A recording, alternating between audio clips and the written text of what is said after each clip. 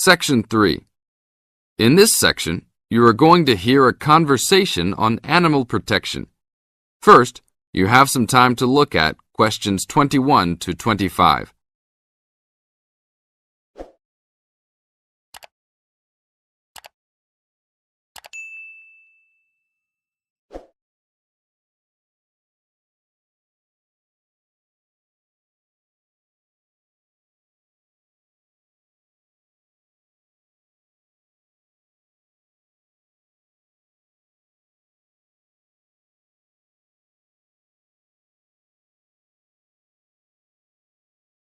Now listen to the tape and answer the questions.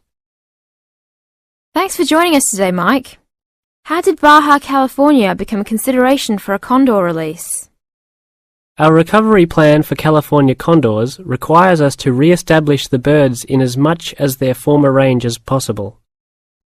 Baja, being the southernmost recent range for the California condor, works well in that they were only recently lost from the area, mid-1930s, and considerable habitat still remains.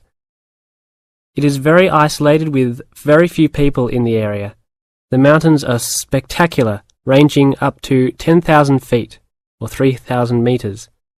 Our selected release site is at nearly 8,000 feet, 2,400 meters. Mike, how many birds do you envision flying free in this area, Baja, in the future? We will be releasing 4 to 8 birds on a yearly basis and will reconsider the situation when we have 20 birds in the area. What age do the birds have to be before moving them? That's a good question. Typically, we move them at 8 months to 18 months old. Birds are ready to fledge, or leave, from the nest at 6 to 7 months of age. In our current release group in Baja, we have birds as old as 30 months. It will be interesting to see how they behave. I expect that they will want to range more than younger birds and make it challenging for us to keep up.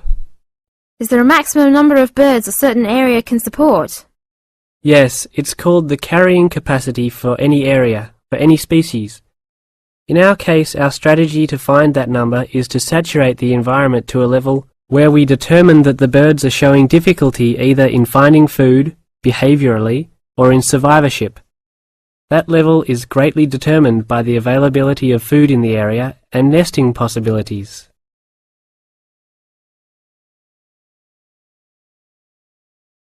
Now look at questions 26 to 30.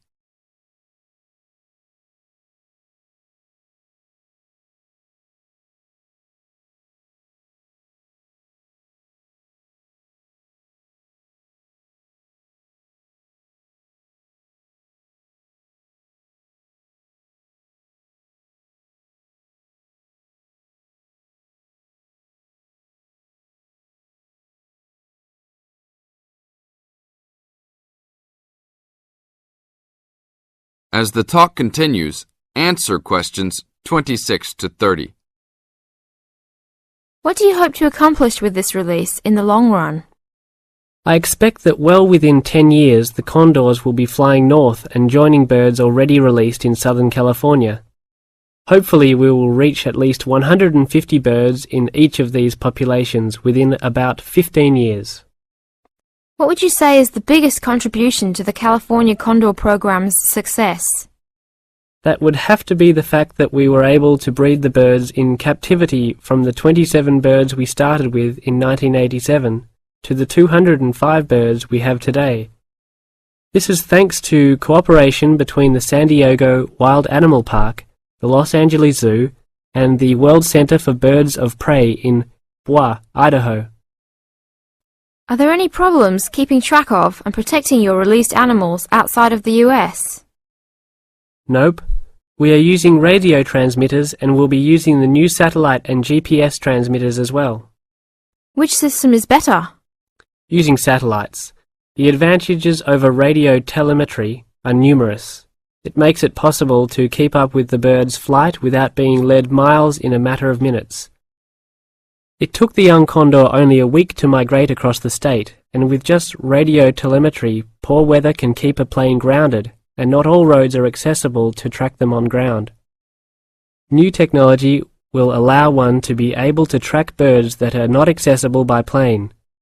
Also, it is a new way to gauge the effectiveness of reintroduction. How so? If a condor transmitter works properly, researchers will get a location every 10 days for about 2 years. Do you see an end in sight for the need to breed condors in captivity? Yes, that would be great.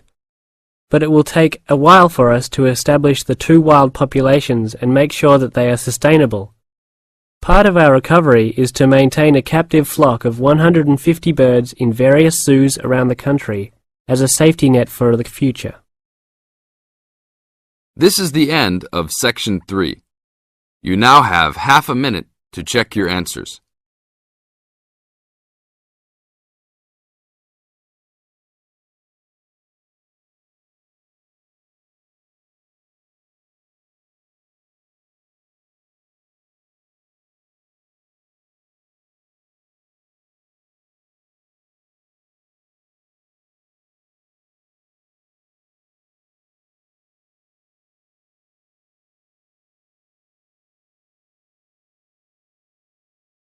Now turn to